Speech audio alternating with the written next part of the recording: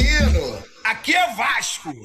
Aqui é Vasco, queridos e queridas, satisfação enorme mais uma vez aqui no Fala Presidente. Este já é um sucesso, Estamos conversando aqui com todos os presidenciais, todos os candidatos a presidente do Vasco e mais uma vez, mais uma sexta-feira com mais um candidato aqui. Já vou passar rapidamente aqui a bola, vou passar pelo nosso querido convidado, que é o Mariotti, que é o nossa participação especial. E aí, para você entender, o pessoal fica perguntando, mas quem é esse Mariotti? Esse Mariotti, de que grupo político ele é? Deve ser um... Não, aqui um critério é o seguinte, para participar aqui, participa como vascaíno, nada contra os grupos políticos, pelo contrário, tenho vários amigos, muitos amigos em todos os grupos políticos, mas a ideia aqui é fazer uma coisa completamente isenta, e um papo bacana, um papo falar de política, vamos falar, vamos dar alfinetadas, mas aqui tudo no nível elevado, como tem de ser, então, como tem que ser na política e como tem que ser a política, principalmente no Vale da Gama.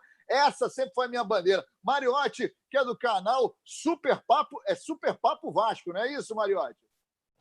Super Papo Vascaíno. Super Papo Vascaíno, é verdade. Olha, eu já participei do seu programa e toda essa mancada. Satisfação ter aqui você, meu amigo, e daqui a pouco você começa já a fazer suas perguntas. E eu vou apresentar o nosso candidato, que é o nosso candidato, nosso querido Luiz Manuel Fernandes. Luiz Manuel, aí no meio já tem uma coisa, uma referência a Portugal. Será que é isso? Luiz, isso, muito obrigado pela participação, por ter aceito o convite. E eu já começo já te fazendo uma primeira pergunta, que é uma pergunta aquela. Você, como candidato a presidente do Vasco, por que você quer ser candidato, que você quer ser presidente de um clube que está numa situação financeira complicada, e como é que você vai segurar esse abacaxi quando você sentar lá na cadeira de presidente do Vasco?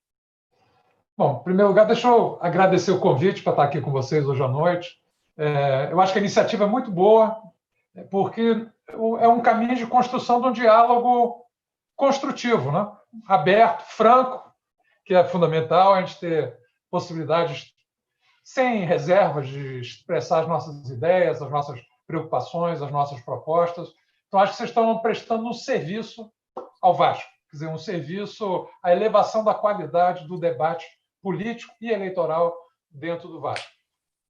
Por que eu estou colocando meu nome à disposição? Porque, bom, primeiro que eu sou um vascaíno de origem, raiz, apaixonada, para além da minha família, evidentemente. É o que eu mais prezo na vida.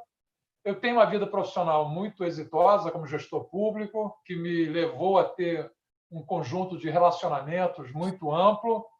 E eu estou desesperado, acredito que como boa parte da torcida do Vasco, com a situação do clube. O Vasco não está à altura da sua grandeza hoje, tanto em termos de desempenho esportivo, quanto em termos de divulgação da sua marca, quanto em termos de viabilização de um projeto competitivo em todos os esportes em que ele atua. Então, eu acho que é um momento em que eu posso colocar a serviço da recuperação do clube todo um capital que eu construí ao longo da minha vida e que eu sempre procurei, em cada etapa da construção desse capital, vincular o Vasco a isso. Eu sempre, em todas as minhas funções, eu procurei ajudar na construção, na consolidação do clube. Então, acho que é o momento do Vasco recuperar a sua grandeza e eu acho que eu posso ajudar nesse processo. Ô, Luiz, bom, é inevitável te fazer essa pergunta. Eu tenho amigos, nosso querido Sérgio Frias, pessoal do Casaca e tal, e o Casaca é um grupo político dentro do Vasco muito forte. Parece, eu não acompanho assim tão de perto, mas me parece que houve lá uma divisão, alguma coisa do tipo. E ele sempre foi, mas é um grupo político muito forte, de muitos anos, e ele sempre foi um grupo muito alinhado ao Eurico Miranda, ao saudoso Eurico Miranda, que eu sempre disse que teve lá a sua importância. Eu não vou entrar no mérito, porque é muito inflamado, fica tudo muito inflamado quando se fala de Eurico Miranda, né? Então não vou entrar nesse mérito, nem pró, nem contra, não é essa a ideia. Mas, de certa forma, o Casaca sempre carregou essa ideia do Eurico e tal. que, por outro lado, é muito questionada por muitos vascaínos.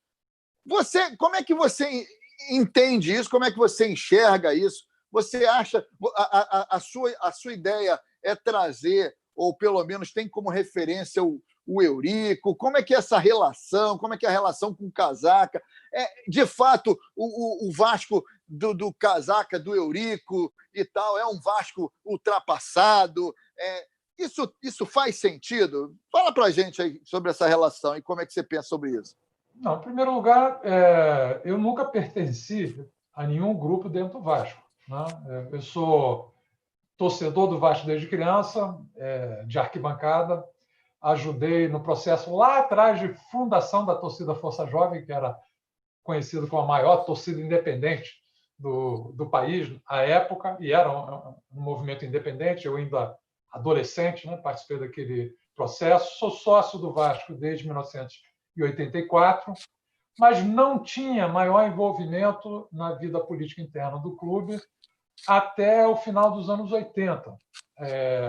Acompanhava como torcedor, como sócio, participando nos canais devidos dentro do clube, mas sem uma participação mais próxima ou intensa na vida política interna do clube. Essa participação maior se iniciou num momento que foi importante e dramático, eu diria, no clube, que foi relativo aos incidentes que teve na final da Copa João Avelange, com a final lá em São Januário, né? Que todos 2000. acompanharam o que aconteceu, 2000, aquele problema lá, estava lá, queda do alambrado. Todos nós estávamos lá. Todos nós estávamos, é verdade. Todos nós estávamos lá. Suspensão do jogo, aquela autorização da polícia para retomar o jogo, a intervenção do governador Garotinho dizendo que não havia condições. Pois bem, na sequência disso, houve um movimento por alguns clubes, inclusive por dentro da CBF, para tentar proclamar o São Caetano campeão. Vocês estão lembrados disso, quem acompanhou a época, né? Para não ter a decisão daquele campeonato em campo e responsabilizar o Vasco pelos incidentes e, sendo responsável, já proclamar o São Caetano campeão. Eu fui procurado por um benemérito do clube, em nome do Eurico, né?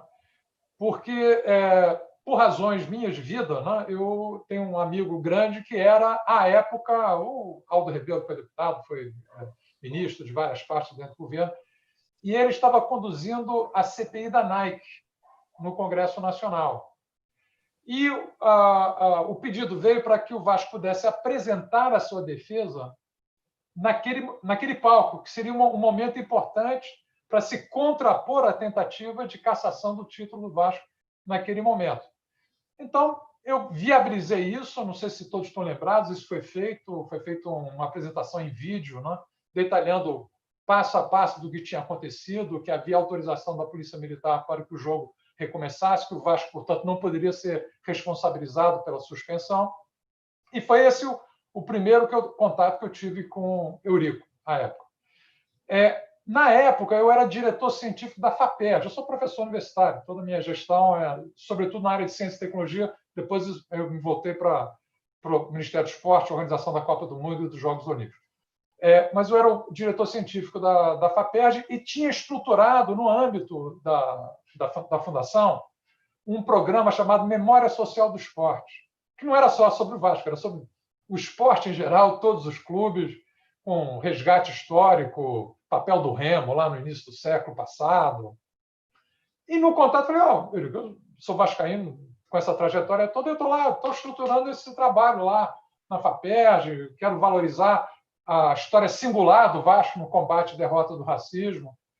Ele falou, você está fazendo isso? Eu estou. Tá. Então por que você não faz isso lá no Vasco? Estrutura esse trabalho de resgate do memória.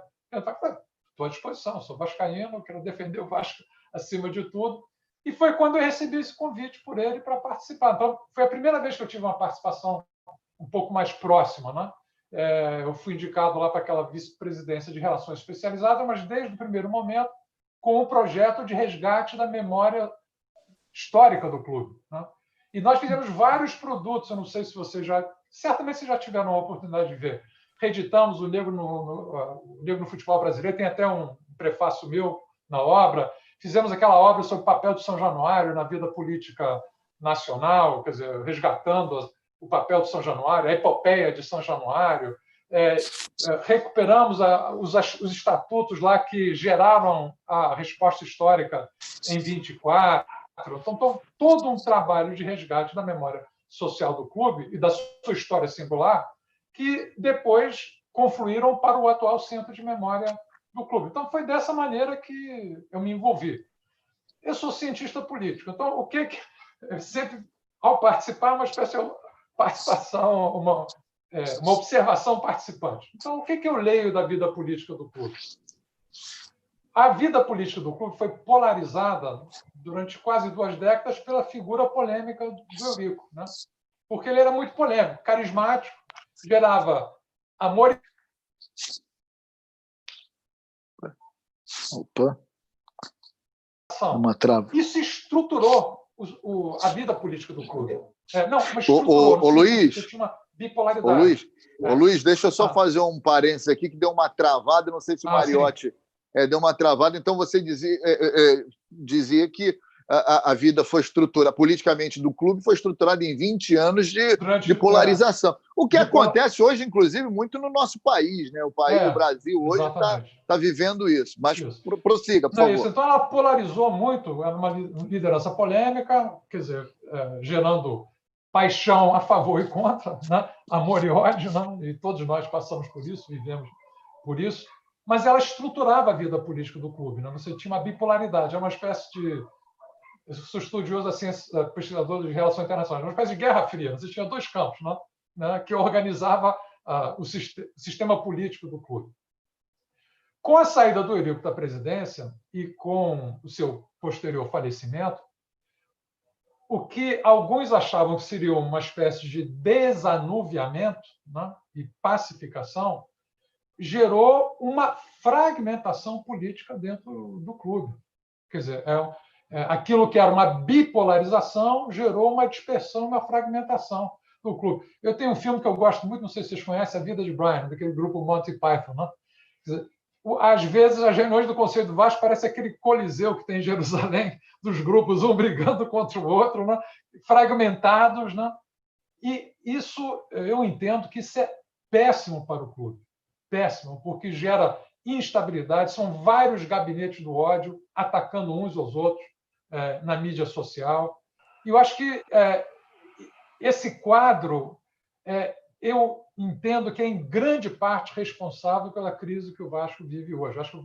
Eu leio assim, o Vasco vive uma crise política em função dessa fragmentação, que gera uma crise financeira, porque não passa uma imagem de seriedade e segurança. O mercado, né? Para o investidor, né? Porque o que ele vê é um quadro de turbulência e ele receia permanente, colocar investimento. Né? E isso gera uma crise técnica esportiva. Né? Você não consegue montar, ou não vem conseguindo montar, times competitivos à altura da grandeza do clube. Então, acho que eu entendo que a chave para resolver isso é partir para uma pacificação e unificação interna. O que não significa uma uniformidade de pensamento, né? É óbvio. Com certeza. Né? Com certeza. Meu querido Mariotti, você já tem uma pergunta para o nosso amigo Luiz Manuel? Você que também é professor, né? Meu querido professor Mariotti. Mariotti, só para saber. Também sou da área de TI também. Sou mestre na área de TI.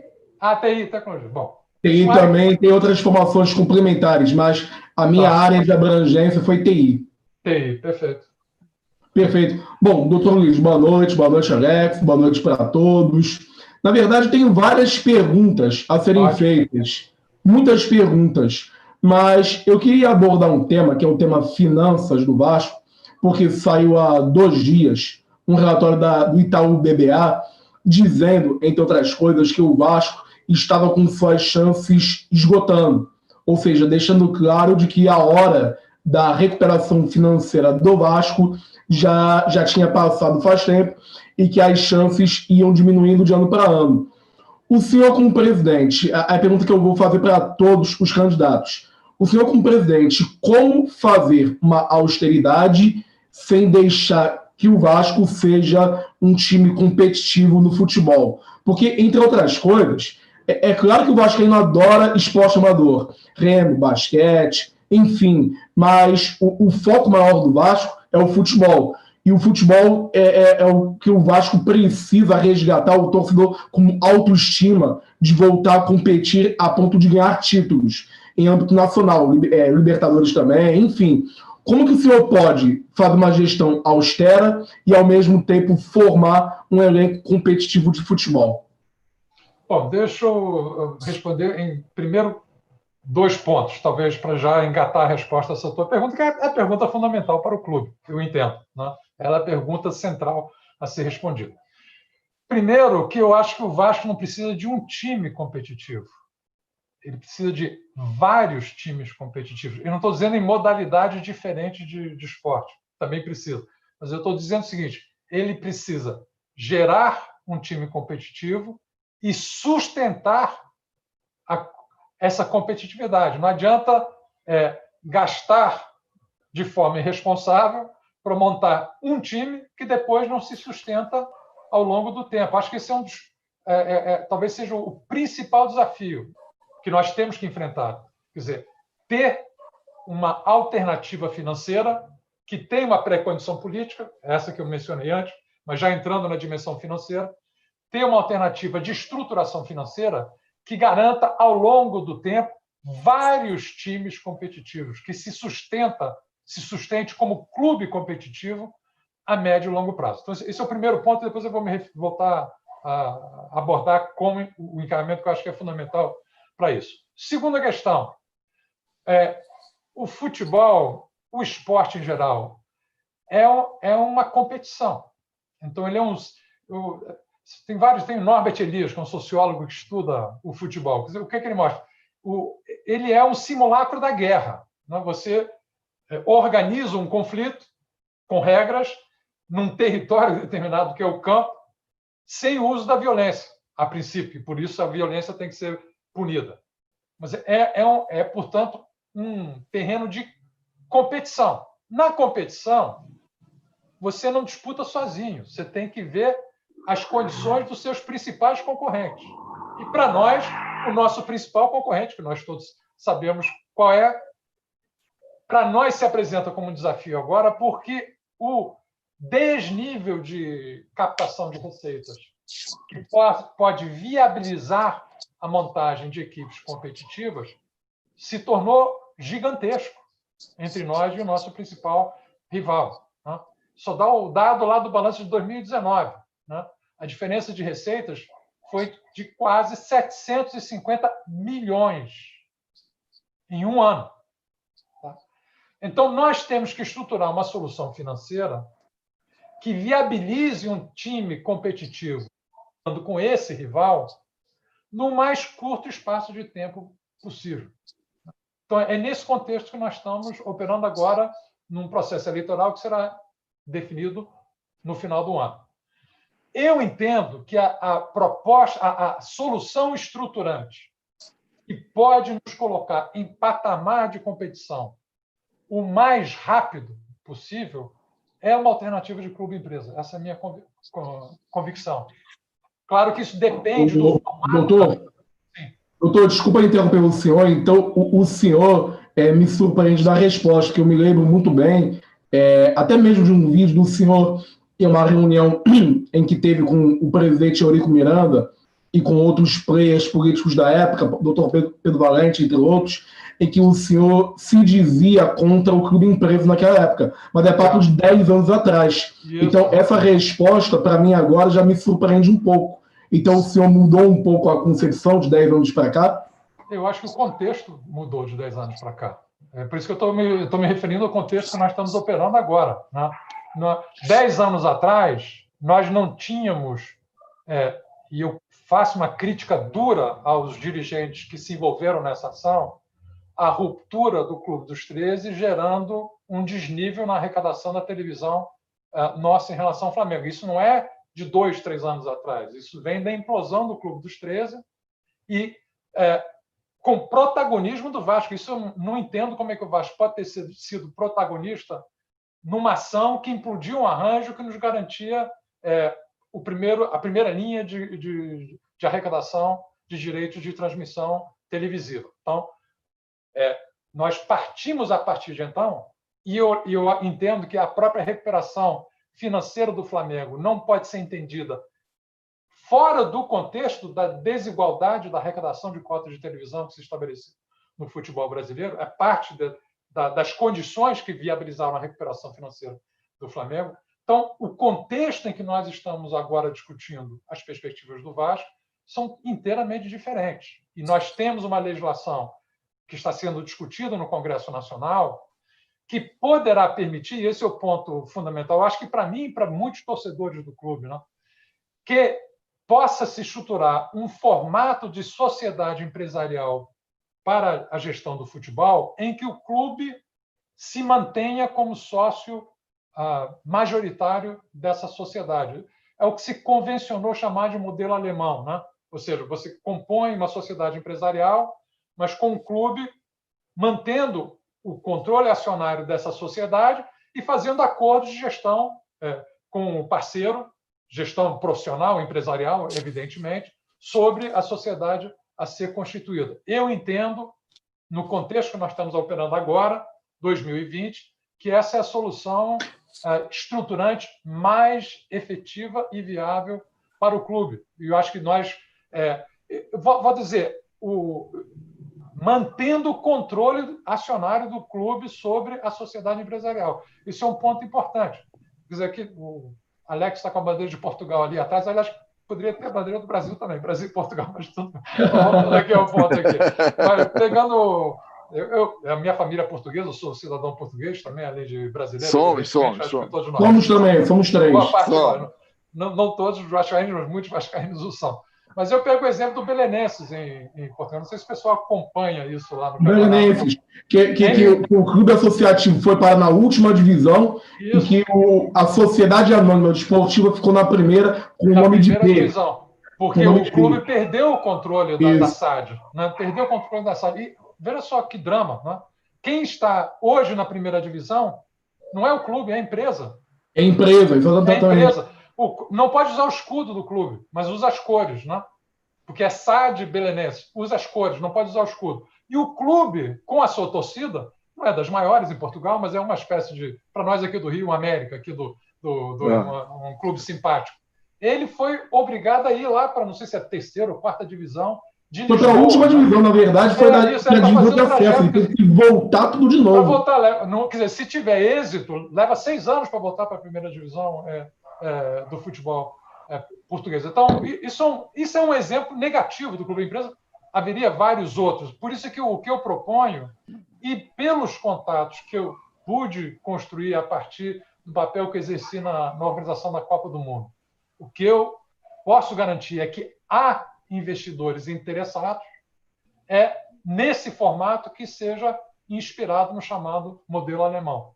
E eu acho que é o caminho mais rápido para nós podermos ter uma injeção de recursos que nos coloque em patamar de competitividade. Porque, senão, deixa eu ser bem claro aqui, se nós formos por um planejamento que procure aumentar a receita da televisão na medida do possível, nós podemos até voltar a discutir isso sobre a medida provisória, etc., se tiverem interesse. Aumentar a receita de venda de atletas, aumentar patrocínios. Nada disso gera a receita necessária para conseguir diminuir significativamente a assimetria de arrecadação que nós hoje temos com o nosso principal rival. Isso é projetar uma solução de, 10 anos, 8 anos, em que se consolida uma inferioridade nossa em relação ao nosso principal rival. Então, eu acho que nós não podemos deixar isso acontecer. Eu acho que isso eu entendo isso como assim, o grande desafio que nós temos que enfrentar de imediato. Ô, Luiz, agora, ok, vamos lá. A gente, por um outro lado, tem uma questão cultural, né, no Clube de Regatas Vasco da Gama, que é um clube, talvez seja o clube, talvez um dos mais, se não mais tradicional, por conta de você ter uma relação muito próxima, inclusive, né, com a colônia portuguesa, que é tradicionalmente um povo conservador. É difícil de você... As mudanças, elas nem sempre são tão rápidas, né? Você tem... O português é muito... E eu falo isso com muita propriedade, você sabe que eu estou falando é verdade, porque, né, a gente tem lá sangue lusitano. Muito desconfiado e tal. Como é que você pensa que vai chegar num determinado momento, você como presidente, e com essa proposta de clube-empresa, e quando você fala clube-empresa, automaticamente já vai ter aquela ideia de, caramba, o Luiz quer vender o Vasco, quer transformar o Vasco no Vasco, Team Vasco, no Vasco, Alex, claro. Pode até pensar, para quem for falar assim, pode até pensar que seja um modelo igual ao Bragantino, mas é completamente diferente, porque o Bragantino vendeu a marca dele. Até trocou o uniforme, trocou o escudo. É diferente. O que o doutor Luiz está propondo é diferente, né? Sim. Mas como é que você pretende convencer... Aí voltamos àquela questão política lá dentro, que a gente sabe que pega fogo. Como é que você acredita que você pode trazer pares para essa tua proposta? Eu acho o seguinte: o primeiro que deixar claro que a proposta é a constituição de uma sociedade empresarial sob controle do clube, né? Controle acionário do clube. Então, o risco envolvido nessa operação para o clube, em termos de descaracterização, de perda de tradições, de perda até de patrimônio, como foi nesse caso do lado do Belenenses, Portugal, que nós estamos mencionando aqui, ele está preservado e protegido. Mas nós tivemos uma experiência recente, eu queria relatar isso, e eu até tive um papel, modéstia à parte, importante nesse desfecho, que foi na discussão da reforma do Estatuto, né? Havia muita resistência, inclusive no Conselho de Beneméritos, à aceitação da proposta de eleições diretas para presidente, né? Tanto que, na versão inicial da proposta de reforma do Estatuto que saiu da comissão, ela não constava, né? E foi feito um trabalho de convencimento. O Conselho de Beneméritos é sempre o conselho a quem cabe defender as tradições do clube, o patrimônio do clube. E a partir de um diálogo intenso, franco, em que as posições foram defendidas com total abertura e de forma direta, né, nós conseguimos que o Conselho de Beneméritos endossasse a proposta de introdução das eleições diretas na reforma do Estatuto, gerando aquela decisão no Conselho Deliberativo no início de dezembro do ano passado, que foi a aprovação por unanimidade da introdução da proposta de eleições diretas na nova proposta de Estatuto do clube. Eu posso dizer para você, Alex, que você fez a pergunta, havia dúvidas no momento da votação se ela venceria, né? No momento da votação, quem estava lá no plenário do Conselho Deliberativo sabe, havia dúvidas, né, se ela venceria, e acabou sendo aprovada por unanimidade. Então, eu acho que, tendo um espírito desarmado, né, colocando os interesses do Vasco em primeiro lugar,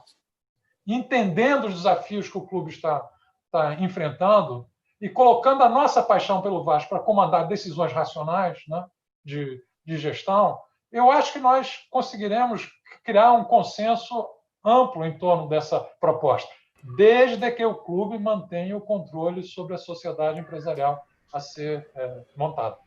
Calheiros. Porque muito... Sem Bilula. Aproveitando falando sobre o conselho, a gente tem duas perguntas aqui. Uma do nosso amigo lá, o Tiago Vascaíno do Cerrado, que fala sobre... Pergunta a ele o que ele achou sobre o artigo 161 da nova reforma do Estatuto, parágrafo 3, que tira da Assembleia Geral o direito de discutir novas reformas do Estatuto. E também o Dieguinho do Futebolaço também mandou uma mensagem para a gente. Boa noite a todos, pedindo a opinião do senhor Luiz Manuel sobre a reforma do Estatuto. Eu só queria engatar com um comentário antes do doutor responder, porque, doutor, eu também sou um dos críticos ferrenhos a essa reforma do Estatuto. Eu reconheço que o senhor é favorável, até outras figuras políticas importantes no Vasco também são, mas eu também apenas quero colocar que eu sou desfavorável à reforma tal como se apresenta. Mas aproveita, então, a pergunta dos amigos, o Thiago, inclusive, é do Super Vascaíno, um abraço para o Thiago, aproveita e já explana aí para a gente a visão do senhor, o porquê o senhor é favorável à reforma.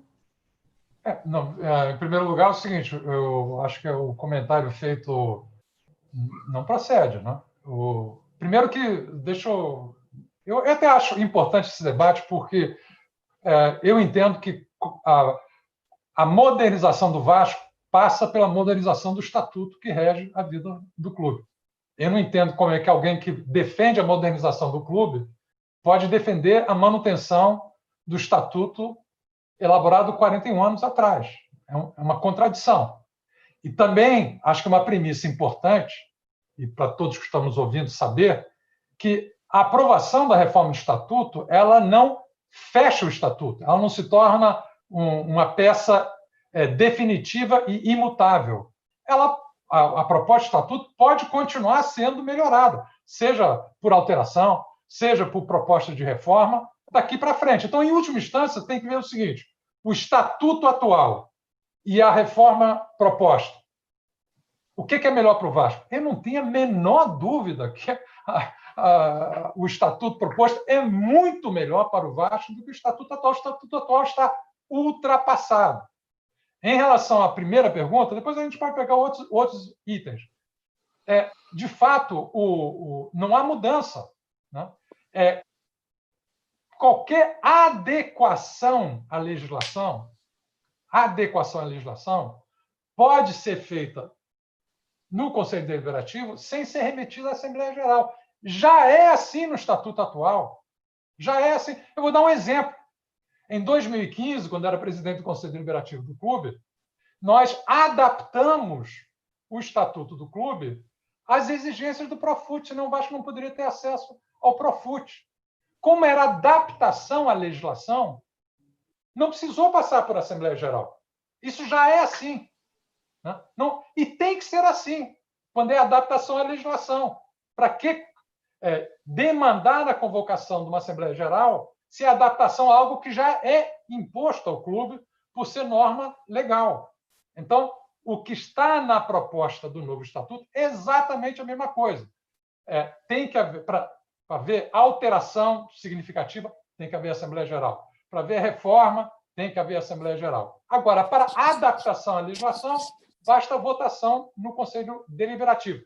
Já é assim. Logo, quem defende a manutenção do estatuto atual, em contraposição à reforma do estatuto, já está defendendo isso. É isso que já existe e terá que existir para frente, porque não é razoável achar que, para se adaptar à legislação, tem que convocar a Assembleia Geral se a adaptação é imposta pela própria legislação.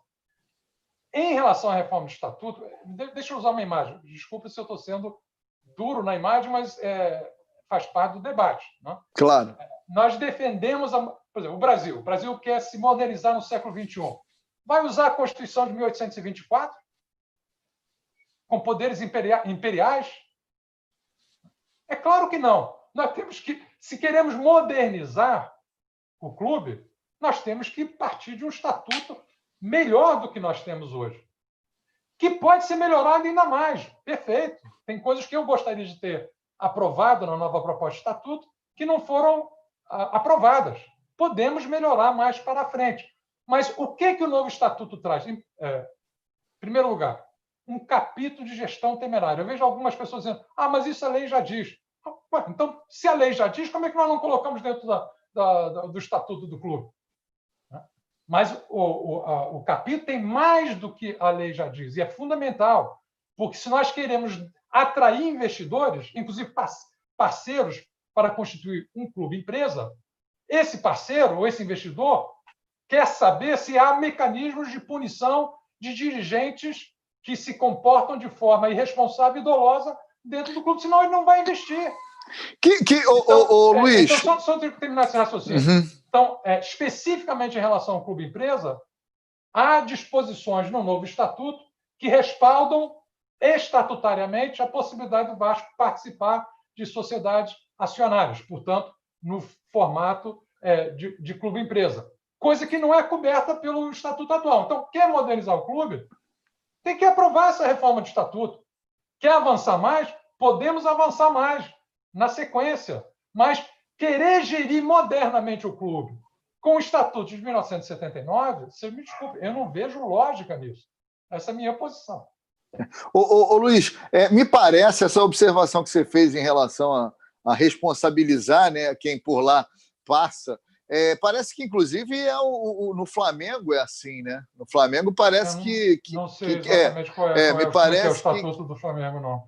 Me parece que é assim, que tem a responsabilidade do gestor e o que claro, né? Evita, por exemplo, do que a gente viu agora recentemente no Cruzeiro, que tem a ver com o que você falou, né? De você contrata, porque o futebol tem muito esse problema, né? O clube de futebol ele tem muito esse problema.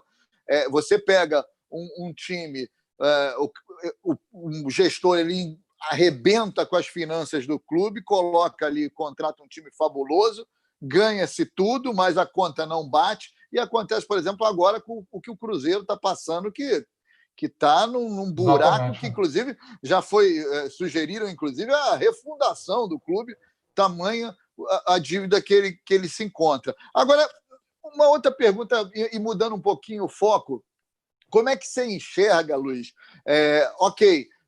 Esse modelo de clube-empresa, que provavelmente a ideia é que ele traga mais receitas e tal, mas como é que você enxerga, por exemplo, a parte de marketing do clube, a Vasco TV, que hoje que tem essa história com a Globo, a Vasco TV, o Vasco tem um histórico também, aquela história do SBT, e aí se cria aí, tem o negócio da Globo Lixo, que agora é dentro dessa coisa da polarização. Como é que você enxerga, além do clube empresa, essa parte de captação de receita e desses setores que, a meu ver, são extremamente importantes para a comunicação do clube? Vamos entrar nessa discussão aí. Inevitavelmente, isso remete à medida provisória e o conteúdo da medida provisória e o que está em curso. Eu vou partir de uma premissa. A premissa é que interessa ao Vasco a negociação coletiva do direito de transmissão das competições em que ele participa. Porque, através da negociação coletiva, nós podemos reduzir desigualdade na distribuição das cotas de transmissão. Essa é a premissa. Então, isso não tem a ver com a Rede Globo. Aliás, a Rede Globo teve um papel ativo na implosão do arranjo dessa natureza lá atrás, em 2011, que entrou em vigor em 2012. E volto a dizer, com participação equivocada da diretoria do Vasco à época, que implodiu um arranjo que era favorável ao Vasco, do ponto de vista relativo na distribuição das cotas. Então, independente de quem seja o parceiro, porque pode ser a Globo, pode ser outro. O que interessa é o seguinte: uma negociação coletiva interessa mais ao Vasco. Para além de interessar mais ao Vasco, interessa mais ao futebol brasileiro. Porque para manter a rentabilidade econômica do esporte, é necessário evitar a concentração excessiva de competitividade esportiva entre os participantes. Né? Então, desse ponto de vista, também interessa ter normas de distribuição de direito de transmissão movidos por fair play financeiro, claramente precisa usar termos em inglês, por maior equilíbrio na distribuição de cotas, para dizer, né? Para que mantenha-se o interesse de variadas torcidas no produto, para que não fique apenas uma, duas, como acontece em muitos campeonatos europeus, né? Monopolizando a conquista de campeonatos. Isso é negativo para o retorno econômico do esporte. Eu digo porque eu tive lá na gestão do esporte brasileiro, fui secretário executivo do Ministério do Esporte, o Profut, eu participei diretamente da elaboração e das negociações do Profut. Então, eu tenho essa visão, que é uma visão não só como vascaíno e quem pretende comandar o clube, mas também como quem teve uma função de gestão pública relacionada ao esporte nacional. Então, por isso, eu fui muito crítico, e sou muito crítico, da redação da medida provisória como ela está. Porque, ao conferir ao mandante o direito de negociação, isso enfraquece a tentativa de negociação coletiva. Tanto que há, inclusive, emendas já propostas à medida provisória para que introduza a negociação coletiva. Quer dizer, vamos ver qual é o desenlace da medida provisória lá no Congresso Nacional, se vai caducar, ou se vai ser aprovada com a adoção de algumas emendas, né? Mas isso eu entendo que esse é o melhor formato para o Vasco. Então, eu acho que o Vasco não ter assumido um papel de liderança na defesa de um formato que preservasse a negociação coletiva dos direitos de transmissão, eu acho que foi um equívoco da parte da diretoria do Vasco. E também foi um equívoco se colocar ao reboque do Flamengo nessa matéria, porque os interesses do Vasco e do Flamengo na matéria são antagônicos. Então, como é que nós vamos nos posicionar de uma maneira a reboque, né, subsidiária da condução do Flamengo, que materializou na negociação os seus interesses?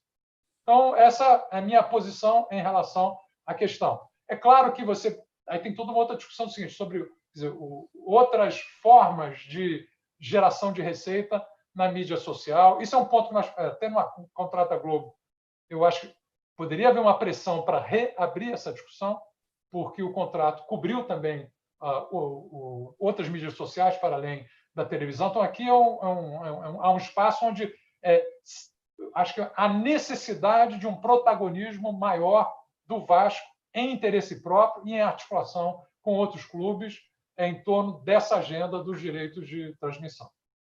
Ô, Luiz, agora, mudando também mais um pouquinho de rumo, falar um pouquinho de São Januário. Mariotti, tem alguma pergunta dentro dessa parte de marketing de TV Globo, de alguma coisa assim, que você queira fazer? Eu tenho da parte de São Januário, na verdade. De repente vai abordar, deixa eu introduzir. De repente, porque eu acho que estamos todos nós preocupados como vascaínos em relação à reforma São Januário, mas também em relação ao fator Maracanã, que está entregue ao adversário, ao arquirrival, e eu me sinto um copartícipe da reforma do Maracanã, porque eu sou contribuinte, eu contribuí de maneira indireta para a reforma do Maracanã, e tem outra coisa, o Maracanã é a casa do Vasco também. Não à toa, o Vasco ganhou o direito de ter a torcida alocada do lado direito, porque foi o primeiro campeão pelo Maracanã. Então é uma preocupação que eu também vou perguntar a todos os candidatos. Ô, Mariotti, então deixa eu fazer essa entradinha e daqui a pouco você faz essa sua pergunta. Aproveitando esse gancho. O que eu quero te perguntar, Luiz Mariotti? Primeiro, a gente sabe que São Januário é a casa do Vasco, é o estádio do Vasco. Financeiramente falando, ok, a capacidade talvez ela não seja ainda... Ela certamente ainda não satisfaz financeiramente o Vasco. Por outro lado, é a casa do Vasco, né? O espaço do Vasco, é o campo do Vasco. A gente sabe que é muito interessante levar os jogos para lá. Por outro lado, tem a questão do Maracanã.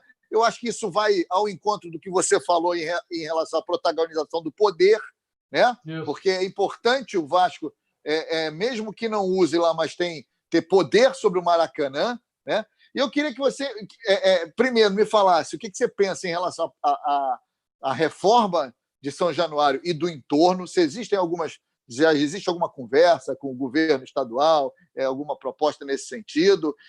E como é que vai ser essa relação com o Maracanã? Porque também eu enxergo o seguinte, o Maracanã também é tudo muito legal, é o lado direito, não sei o quê, mas o Maracanã também é um monstro caríssimo que eu não sei se financeiramente compensa pela estruturação de poder. Eu queria que você me falasse sobre isso.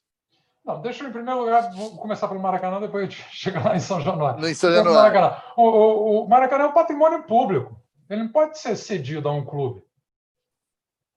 Quer dizer, a sociedade carioca é composta por torcedores de todos os clubes, né? e, em particular, na sua maioria, pelos torcedores dos 4 maiores. Então, ele não pode ser cedido. Inclusive, uma sessão que foi muito duvidosa nos seus procedimentos, né? Que não cumpriu os procedimentos de licitação adequados, não teve consulta pública adequada, quer dizer, deu todos os indicadores de ter sido uma ação armada e com resultado determinado politicamente. Então, eu até, como vascaíno, sócio, e no caso, membro do Conselho Deliberativo e do Conselho de Benemérito, eu entrei com processo na Justiça, né, questionando a sessão. E eu acho que o Vasco não pode abrir mão desse princípio. Quer dizer, ali é um estádio público, é um patrimônio público que não pode ser concedido, que já é parte do patrimônio afetivo de toda a sociedade carioca, que às vezes o pessoal compara com o Engenhão, mas o Engenhão foi construído lá para o Pan-Americano. Quer dizer, não tinha vínculo com a anterior e, portanto, foi cedido para o Botafogo. O Maracanã não, o Maracanã faz parte da nossa história. Né? Eu, como vocês, quer dizer, eu cresci desde criança lá na arquibancada do Maracanã e acompanhando os jogos. Aquilo é meu patrimônio. Como é que aquilo é cedido para um clube? Em detrimento dos demais e da forma que foi. Mas, segundo o governo, ele não consegue, na verdade, não consegue gerir, né? Financeiramente falando, ele não consegue gerir, e pelo menos essa é a justificativa que ele deu para passar para que alguém possa fazer isso. E aí o Vasco teria que assumir, de repente, essa questão financeira de um trambolho, não deixa de ser um trambolho, né? Financeiramente falando. Mas veja só, primeiro, se tem ou não tem condições, isso é um outro debate. Quer dizer, eu acho que talvez pudesse ter condições de gerir, mas, independente disso, então não vai gerir, quer passar para um parceiro privado gerir. Então, que ele passe para um parceiro privado que vai gerir em função de toda a população do estado do Rio de Janeiro. Não apenas dos torcedores de um clube, ou de 2. Todos, né? Ele estrutura um modelo de negócio que atenda o conjunto da sociedade carioca e fluminense, porque o Estado é patrimônio público. Ele não é patrimônio de uma parte privada e nem de uma parte dessa sociedade. É um patrimônio público de todos. Então, acho que isso nós não podemos abrir mão, assim como o direito conquistado. Veja só, ele foi conquistado lá em 1950, na final, no jogo lá nós ganhamos o campeonato contra o América, e ganhamos lá o direito de decidir o lado. Mas eu vou ler, como torcedor, tem pessoa mais nova que não passou por isso. Não sei se o Alec passou por isso, não sei se qual a idade do Alec. São muitos anos. Nos anos 70. 70 já estava por aí. Nos anos 70, lá teve um período em que a federação organizava rodadas duplas, né, no Maracanã, né, envolvendo, às vezes, as torcidas de 3 times grandes. Né? Teve uma que o Vasco fez a preliminar, nem me lembro contra quem, vou atrás ver contra quem foi, mas foi contra um time de menor investimento. E depois o jogo principal era Flamengo e Fluminense. A torcida do Vasco estava lá, do seu lado. Quando vai se aproximando do horário do jogo principal, a torcida do Fluminense quis ocupar. Não ocupou. Ela foi colocada no seu lugar. Né? Aqui é o lugar do Vasco. Isso aqui já está sacaneando, nem aparece aqui. Então, isso foi conquistado não só no campo, como também com a participação ativa, firme, dos torcedores que nunca aceitaram abrir mão dessa. Então, eu acho que nós não podemos abrir mão disso. Isso faz parte aqui do patrimônio do clube, da torcida do Vasco, e vamos levar essa luta até o final. Agora, claro que nós precisamos reestruturar, reformar, modernizar São Januário. Depois nós temos que ver, como lidar com os 2 estádios, né? Numa ação estratégica. Doutor, desculpa interromper o senhor, mas para pegar o gancho. Na reestruturação de São Januário, o senhor enxerga São Januário novo como um formato de arena, ou o senhor acha que dá para poder construir um novo estádio com um formato que já existe? Veja só, eu já vi 4 projetos de reforma de São Januário serem apresentados no Conselho Deliberativo ao longo de, sei lá, quase 20 anos, né? Com formatos diferentes. É claro que a palavra arena é uma palavra meio gasta, né? Porque ela pode significar várias coisas, né? Doutor, um parênteses apenas. Eu acho a arena horrível, esse formato. Mas é porque se associa uma coisa meio Nutella, né? Uma coisa meio Nutella. Não, pode ter loja, pode ter várias coisas lá dentro, mas você não precisa chamar de arena. Não, exatamente. Não precisa chamar de arena. Agora, e defendo, evidentemente, que se preserve ao máximo a tradição de São Januário, né? E que vários, digamos assim, dimensões icônicas do estádio, alguns já são protegidos pelo patrimônio público, não podem, inclusive, ser alterados, aquela fachada histórica do estádio. Mas eles precisam de modernização. O estádio precisa, evidentemente, de modernização e ampliação, porque ele é parte de uma estratégia de viabilização financeira do clube também, né? De geração de receita. Os vários projetos que passaram pelo Conselho Deliberativo, em última instância, sempre esbarraram na ausência de um investidor que bancasse efetivamente o projeto. Então, nós tivemos esse último que foi discutido, foi até aprovado no Conselho de Benemérito, não chegou a ser apresentado no Conselho Deliberativo, mas esbarra na mesma limitação. Como eu coordenei a organização da Copa do Mundo e acompanhei diretamente como organizador, não como investidor. Às vezes o pessoal confunde, eu não tive participação em decisão nenhuma de investimento nessas obras, né? Só de coordenação. Mas eu tive contato com todos os investidores, com todos os operadores que estruturaram os 12 estádios da Copa do Mundo. E posso dizer, por esses contatos, que há interesse em investimento em São Januário, se sentirem um ambiente institucional de segurança para tal. Mas há interesse. E eu até lamento muito, já disse isso algumas vezes, mas volto a dizer, porque vocês estão me dando a oportunidade aqui no programa do Pop Bola, né?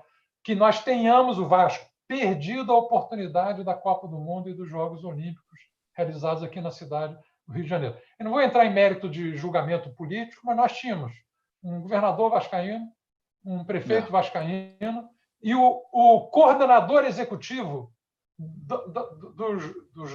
das duas mega competições, né, mega eventos, um grande benemérito do clube.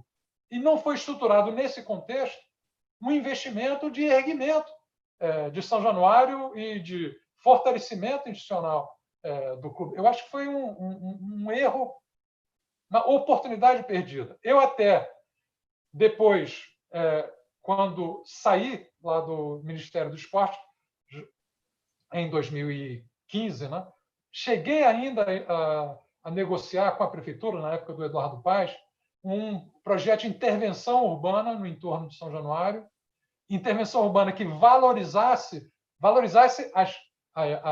a população que reside ali, né, com infraestrutura, com investimentos sociais, educacionais, para bancar, digamos assim, no entorno, um projeto de renovação. Infelizmente, não deu mais tempo, já estava muito tarde, já estava muito próximo da realização das Olimpíadas. E, quer dizer, a negociação foi feita, o projeto existe, ele terá que ser retomado agora, já em outro contexto, não é mais o contexto da maior facilidade de captação de investimentos que nós tínhamos. Inclusive, havia um projeto que tinha sido negociado lá na prefeitura, que era a emissão de títulos de potencial construtivo na região de São Cristóvão como um todo, para viabilizar a reforma do estádio, que seria a forma de enfrentar os problemas de investimento que se materializaram em projetos anteriores. Então, eu sou inteiramente favorável a um projeto mais do que favorável, é uma necessidade central. Mas eu volto ao ponto, eu sei que temos divergência, mas volto ao ponto da reforma do Estatuto e ao ponto inicial da pacificação política. Para tal, nós temos que ter solidez institucional, nós temos que passar uma mensagem efetiva de seriedade, de responsabilidade, de solidez, de consolidação institucional, para que os investidores se sintam seguros para fazer esses aportes. Ô Luiz, agora, já que a gente falou muito sobre o estatuto, sobre a reforma, passamos aí pela questão da TV, mas vamos agora para que a galera gosta também muito, né, dessa provocação em relação ao time de futebol.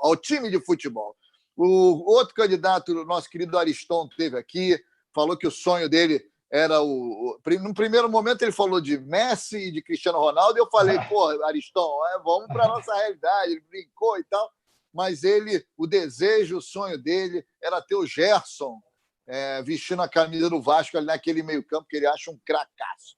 Nosso querido Fred Lopes já trouxe para uma realidade mais próxima, né, que a gente conhece, que era o Alex Teixeira, o Souza, são bons nomes que ele enxerga. É claro que todos eles, lógico, é um diretor de futebol, é o técnico, né? Não é o presidente, um presidente que monta o time. Mas, Luiz, meu querido Luiz Manuel, quem é um jogador assim, que você sentei na cadeira lá de presidente, você vai chamar teu diretor de futebol?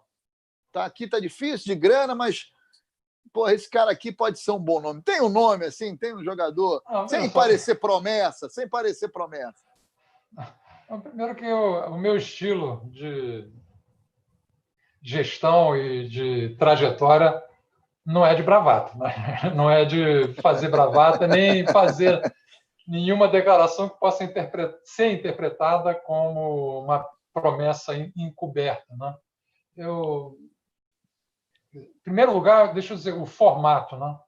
Eu acho muito negativo o formato que foi mantido até recentemente no Vasco de não ter um vice-presidente de futebol nomeado e ter essa função concentrada no presidente. Eu acho que cabe, como modelo de gestão, trazer os melhores nomes do Brasil e do mundo para ocupar as funções às quais eles correspondem dentro do clube, dar autonomia para esses profissionais gerirem as suas pastas, digamos assim, né? E cabe ao presidente dar as condições para eles desenvolverem o trabalho deles, né? Todas as condições, e cobrar os resultados quando a delegação feita não estiver produzindo o retorno devido. Então, esse é o modelo, né? Eu acho que, eu defendo esse modelo de gestão e eu acho que qualquer investidor que se propõe a investir no clube, seja como parceiro de um formato de sociedade empresarial, seja como patrocinador, ele quer ver isso dentro do clube, quer a segurança de que esse é o modelo de gestão que será implementado. Então, mas para não deixar inteiramente sem resposta à tua questão, como eu valorizo muito o trabalho de identificação com o clube que foi feito pelo Colégio Vasco da Gama, eu acho que o fato de o Vasco, desse ponto de vista, também é inovador, né? O Vasco constituiu um colégio dentro das suas dependências para dar uma formação que se adaptasse às necessidades de treinamento dos atletas federados. Nós sabemos que, infelizmente, a maior parte desses atletas não vão acabar sendo grandes craques do futebol, mas eles saem dali com uma formação cidadã e com um vínculo emocional com o clube, conhecendo a história do clube, convivendo dentro do clube, criam um laço de união com o clube, né, de identificação com o clube. Então, eu veria com muitos bons olhos ter um esforço para repatriar os valores que nós formamos e que se projetaram no futebol internacional, que tiveram esse trabalho de formação na base e têm essa identificação com o clube, como coluna vertebral de uma reestruturação de um time de futebol competitivo dentro do Vasco. Os nomes, então cada torcedor já pode imaginar. Podemos esperar Felipe Coutinho, então.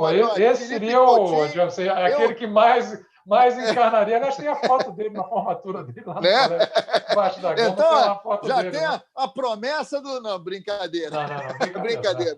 Mas seria um grande nome. Mariotti, sua última pergunta, que nós estamos em cima da hora.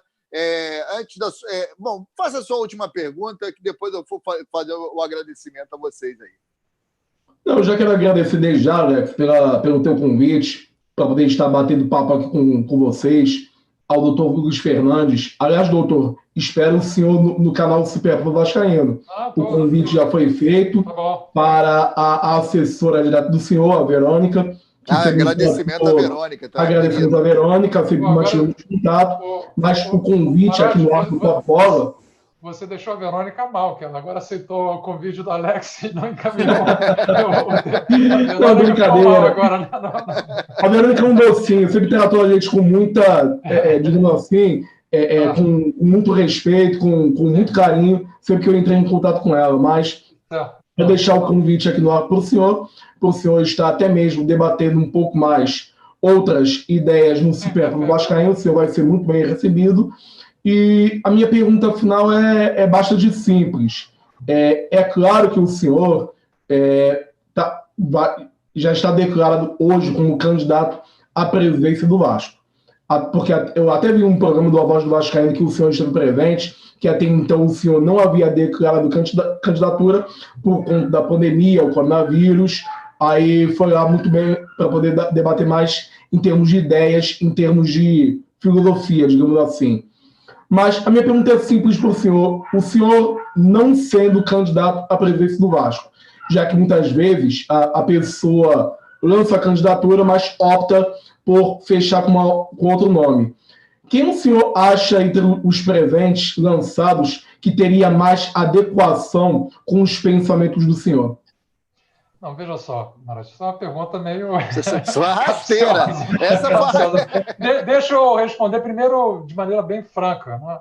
Eu acho que nós estamos vivendo um processo eleitoral totalmente estranho esse ano dentro do Vasco, porque o calendário normal teria sido o seguinte: nós aprovamos lá a proposta de reforma do Estatuto no início do ano, a previsão inicial é que a Assembleia Geral para a reforma do Estatuto teria sido realizada em maio, e a partir da aprovação da reforma do Estatuto e do formato das eleições diretas, já introduzidos para 2020, depois seguiríamos o rito normal com o período de reunião da junta, para apresentação, registro de candidaturas, montagem de chapas, né? Porque agora, aprovada a eleição direta, os candidatos a presidente, primeiro vice, segundo vice, vêm já nomeados na chapa assim escrita no processo eleitoral. Então, esse seria a sequência normal dos acontecimentos.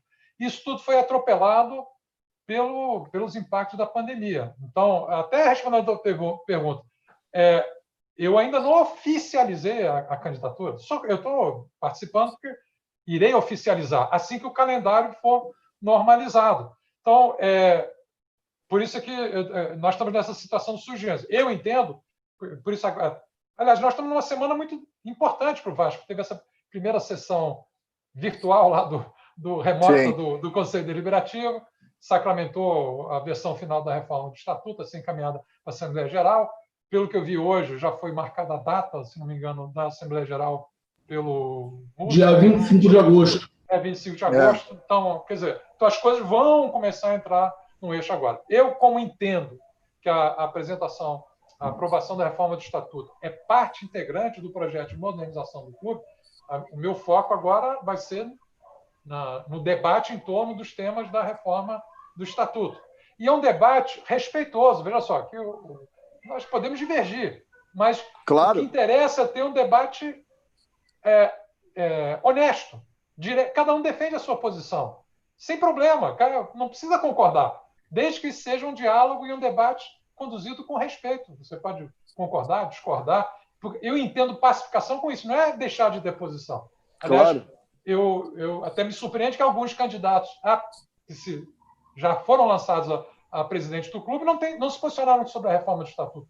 Como é que pode não se posicionar sobre a reforma do Estatuto se ele é um parâmetro da discussão sobre a modernidade que queremos construir dentro do Vasco? Eu não estou dizendo que tenham que concordar, eu defendo. Sim. Mas tem que ter posição. A partir da posição, você dialoga com respeito. Né? É difícil dialogar quando você não assume posições. Né? Como é que você vai? É um diálogo esquisito, né? Porque você não assume as posições que defende. Eu entendo que pacificação depende de um ambiente de confiança em que cada um se expressa com toda franqueza na defesa das posições que defende. Se elas forem vitoriosas, ótimo. Se forem derrotadas, há que aceitar o resultado e continuar debatendo. Então, eu entendo dessa forma. Então, por isso por que eu estou recuperando isso aqui? Acho que a oficialização eu pretendo fazer só depois da Assembleia Geral, que vai aprovar ou não a nova proposta de estatuto para o clube. Porque acho que agora o debate está centrado na discussão da reforma do estatuto, e eu acho que deve, do ponto de vista institucional do Vasco, deve ser assim.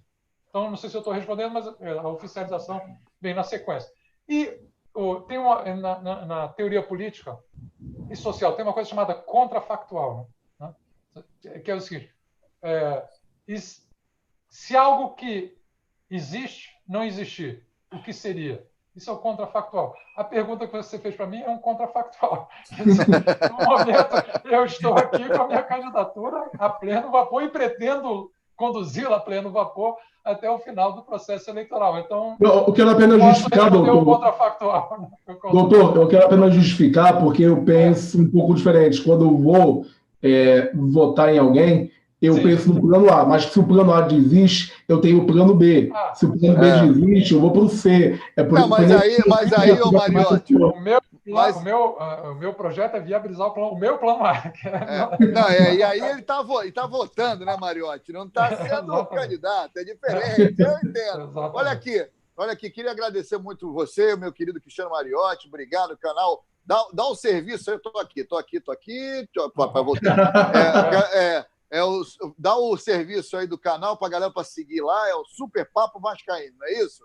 Super Papo Vascaíno no YouTube, temos nosso site agora, superpapovascaíno.com, com matérias construídas dia após dia. Tem o Twitter, @super_Papo Vasco, o Instagram, @superpapovasco. Lembrando a vocês que as nossas transmissões ao vivo é toda segunda-feira às 8h30 da noite e também às quintas-feiras às 9h da noite. Quero reiterar mais uma vez o convite para o doutor Fernandes estar no canal conosco, estar debatendo conosco, e agradecer ao doutor Fernandes, a você, Alex, pelo convite, e a todos que acompanharam a gente até agora.